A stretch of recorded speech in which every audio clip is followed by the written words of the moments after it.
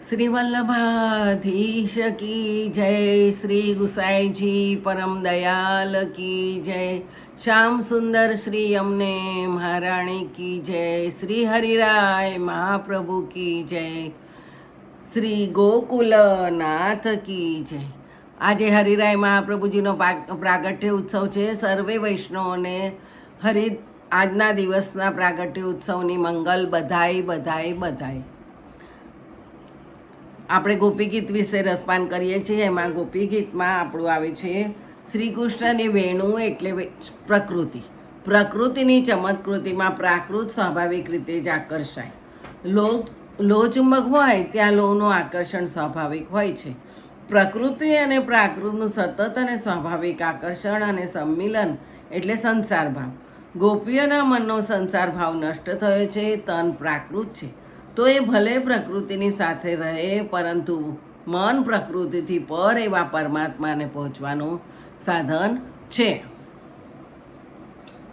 મનને તો ગોપીઓએ શ્રી કૃષ્ણ ભાવમાં તરબોળ કરી દીધું છે, ડૂબાડી દીધું છે. જળમાં ડૂબેલા માનવીનું તન પ્રાકૃત સંસારથી ભિન્ન થવા છતાંય શુદ્ધ પંચધા પ્રકૃતિમાં છુપાયેલું રહે છે. એકરૂપ થાય છે, ભિન્ન છતાંય અભિન્ન રહે છે. કૃષ્ણ સ્વરૂપમાં ડૂબેલું મન શુદ્ધ ચૈતન્ય પરમાત્મા સ્વરૂપમાં લપાયેલું રહે છે. એકરૂપ થાય છે, ભિન્ન છતાંય અભિન્ન બને છે. મન વિરાટ શક્તિ. માનવ તન એ દ્રશ્યમાન છે, માટે તેની તમામ ક્રિયા દ્રશ્ય બને છે. પરંતુ મન એ તો સૂક્ષ્માતિ સૂક્ષ્મ, શક્તિશાળીનું પણ શક્તિશાળી, તેજનું પણ તેજ, વાયુ અને અવાજથી પણ વધુ ગતિશીલ, જળથી પણ વધુ પ્રવાહી, શુદ્ધ કાચથી એ અનેક ગણું પારદર્શક છે. માટે તો વેદમાં મનને જ્યોતિષા જ્યોતિરેકમ કહ્યું છે. એ મનને અને એની ક્રિયાને નિરખવી મુશ્કેલ છે. માટે મનની પરીક્ષા કરવી પડે કે મનમાં સંસાર ભાવ છે કે પરમાત્મા ભાવ ભર્યો છે. માટે મનની પરીક્ષા કરવાનું પરમાત્માનું સાધન, એનું નામ પ્રકૃતિ. પરમાત્મા અને માનવ મન એ બંને વચ્ચે પ્રકૃતિની આડ છે. આ આડ દિવાલને ભેદીને પાર જનારી શક્તિ, એનું જ નામ ગોપી છે. પરમાત્મા સ્વરૂપમાં અંગ ઉપાંગને શુદ્ધ ધુમાડા વિનાના ચૈતન્ય રૂપે નિરખવાની શક્તિ એટલે જ પ્રેમ. અને શુદ્ધ પ્રેમમાં તરબોળ થવા માટેનું સાધન, પ્રાપ્ત કરવા માટેની ભાવના એટલે ભક્તિ.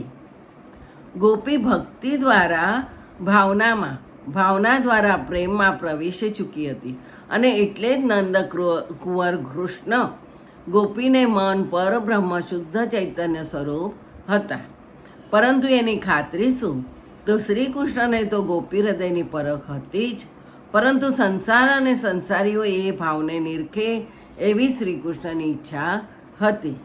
ભક્તિ દ્વારા ભાવના દ્વારા પ્રેમ દ્વારા શક્તિ, અને એ ત્રણેયના સંગમમાંથી ઊભું થનારું પતિ તેજ એટલે જ પ્રેમ લક્ષણા ભક્તિ. જમીનમાં દટાયેલા હીરાની જેમ કંઈ જ કિંમત નથી. નજરે દેખાતો હીરો લાખોથી અંકાય છે. ગોપી હૃદયમાં દટાયેલો પ્રેમ લક્ષણા ભક્તિરૂપ હીરો બહાર કાઢવાની શ્રી કૃષ્ણની ઈચ્છા હતી. જમીન ખોદવા માનવી કોદાળીનો ઉપયોગ કરે છે. પ્રાકૃત ગોપી હૃદયના ઊંડાને જોવા, સંસાર સામે ધરવા શ્રી કૃષ્ણ પોતાની પ્રકૃતિ વેણુનો આશ્રય લે છે. શ્રી કૃષ્ણ એટલે પરબ્રહ્મનો સાકાર સ્વરૂપ. શ્રી કૃષ્ણ સ્વરૂપનો શ્વાસોશ્વાસ એટલે સાકાર સ્વરૂપના આશ્રય સ્થિત નિરાકાર પરબ્રહ્મ. ગોપી એટલે પ્રકૃતિની સાકાર સ્વરૂપ. એ ગોપી સ્વરૂપ સ્થિત નિરીચ્છ ઈચ્છાવિહીન શ્વાસોશ્વાસ એટલે શુદ્ધ પ્રાણ અર્થાત બ્રહ્મ. એ શ્વાસોશ્વાસમાં ઈશ્વર પરાયણતા એટલે બ્રહ્મભાવ, અને વાસના પરાયણતા એટલે સંસાર ભાવ. બ્રહ્મભાવ દ્વારા બ્રહ્મરૂપ થઈ છેવટે પરબ્રહ્મ પરમાત્માની સાથે એકતા અદ્વૈત સિદ્ધિ અર્થાત મોક્ષ પદ પ્રાપ્તિ. સંસાર ભાવ દ્વારા સંસારરૂપ બની પ્રકૃતિની સહજ સિદ્ધ પ્રાકૃતિક લાક્ષણિક સર્જન વિસર્જન પ્રક્રિયા દ્વારા પુનરપી સંસાર પ્રાપ્તિ, જન્મ મરણ પ્રાપ્તિ અર્થાત આદ્ય ગુરુ શ્રીમદ શંકરાચાર્યજીની પરમ સિદ્ધિ વાણીમાં કહીએ તો પુનરપી જનનમ પુનરપી મરણમ પુનરપી જનની જઠરે નયનમ શયનમ. વારંવાર જન્મ, વારંવાર મરણ, વારંવાર માતાના જઠરાગ્નિમાં શયન. આ સ્થિતિ જો પ્રાપ્ત ન કરવી હોય તો ભજ ગોવિંદમ, ભજ ગોવિંદમ, ગોવિંદમ ભજ મૂળ મતે. અર્થાત હે મૂળમતીના જીવ, ગોવિંદનું ભજન કર, ગોવિંદનું ભજન કર ને ગોવિંદનું સ્મરણ કર. આત્મ સાક્ષાત્કાર કરવો છે તો ગોવિંદ થવું નથી. અહીં જીવને મૂળ નથી કહ્યો, મતીને મૂળ કહી છે. મતિ બુદ્ધિમાંથી ઉત્પન્ન થતા તર્ક વિતર્ક સંસાર ભાવના સર્જનના સાધન છે. ગુલાબ ગમે તેટલું સુંદર હોય, સારું હોચા હોય, છતાંય કાદવ કીચડ ગંદવાડમાં પડવાથી શુદ્ધ ગુલાબની સાથે નથી રાખી શકાતું. તેથી જ તેવી જ રીતે તર્ક વિતર્ક એ કાદવ કીચડ છે. અને જ્યાં કાદવ કીચડનો ઢગલો કે ઉકરડો આત્મા પરમાત્માનો અંશ હોવા છતાંય તર્ક વિતર્ક રૂપી કાદવ કીચડના ઉકરડા રૂપી બુદ્ધિના આશ્રય રહેવાથી આત્મા મટી જીવ બને છે. શુદ્ધ ગુલાબ અને કીચડમાં પડેલું ગુલાબ સાથે કેવી રીતે રહી શકે?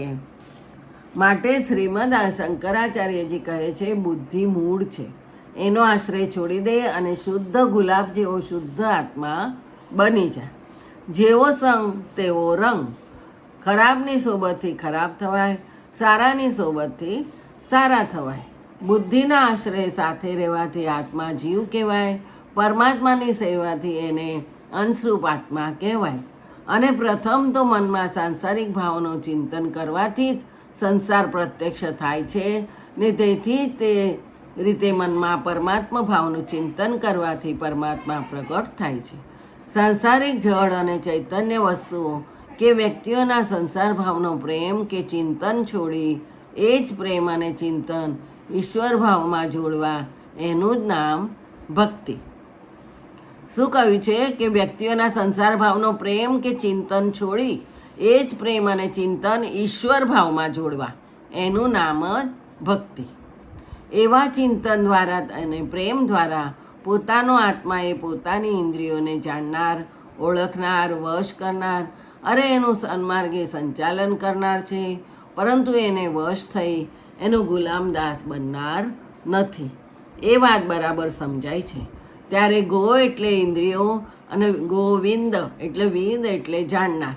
પોતાની ઇન્દ્રિયોને જાણનાર પોતે જ સાચો ગોવિંદ સ્વરૂપ એટલે જ આત્મ સ્વરૂપ. આમ પોતાની જાતને, પોતાના અસલ સ્વરૂપને પોતે ઓળખવું, અર્થાત પોતાની જાતનું જ પોતે સાક્ષાત્કાર કરવો, એનું જ નામ આત્મ સાક્ષાત્કાર કહેવાય. ઘણાને આત્મ સાક્ષાત્કાર કરવો હોય છે, પરંતુ ગોવિંદ બનવું કોઈને ગમતું નથી. જીવને જીવ જ રાખીને ગોવિંદને નિરખશો કેવી રીતે?